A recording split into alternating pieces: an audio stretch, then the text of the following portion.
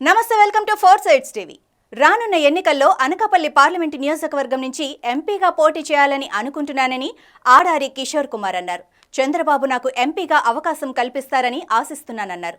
చంద్రబాబు కోసం అనేక ఉద్యమాలు చేశానని, టీడీపీ పార్టీ కోసం శక్తివంచన లేకుండా పనిచేశానని అన్నారు. రాజకీయాల ద్వారా డబ్బులు సంపాదించాలన్న ఆలోచన లేదని తెలిపారు. ఒక్క అవకాశం అనకాపల్లి మెంబర్ ఆఫ్ పార్లమెంట్ కనుక నాకు తెలుగుదేశం పార్టీ జనసేన రెండు కాంబినేషన్స్తో కనుక పార్లమెంట్లో సీటు కనుక వస్తే ఈ దేశంలోనే అనకాపల్లి పార్లమెంటు నియోజకవర్గాన్ని ఖచ్చితంగా భారతదేశంలో నిలబడతానని చెప్పని ఖచ్చితంగా నేను హామీ ఇస్తున్నాను. నాకేదో రాజకీయాల ద్వారా డబ్బులు సంపాదించాలి, లబ్ధి చేకూరాలి అని చెప్పని నేను ఏ రోజు కూడా అనుకోను.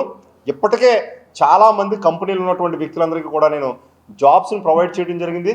విశాఖపట్నం జిల్లాలో ఉన్నటువంటి నిరుద్యోగ యువకులకి ఇక్కడ ఉన్నటువంటి కంపెనీలు ఏవైతే ఉన్నాయో, ఒక అపెరల్ పార్క్ ఉంది, ఫార్మా సిటీ ఉంది, వీళ్ళందరినీ కూడా ఖచ్చితంగా వాళ్ళని క్రోడీకరించి ఎవరైతే నిరుద్యోగ యువతలు 10th class, ITI, polytechnic, B Tech, B Pharmacy, M Pharmacy complete చేసినటువంటి విద్యార్థులందరికీ కూడా ఖచ్చితంగా జాబ్ మేళా పెట్టి విశాఖపట్నం ప్రాంతంలో ఉన్నటువంటి అన్ని కంపెనీలు అవసరమైతే పిలిచి హెచ్ఆర్ఎల్ అడ్మిన్ని పిలిచి ఇక్కడ ఉన్నటువంటి వ్యక్తులందరూ కూడా ఉద్యోగ అవకాశాల కల్పన దిశగా నేను పూర్తి స్థాయిలో ప్రయత్నం చేస్తాం.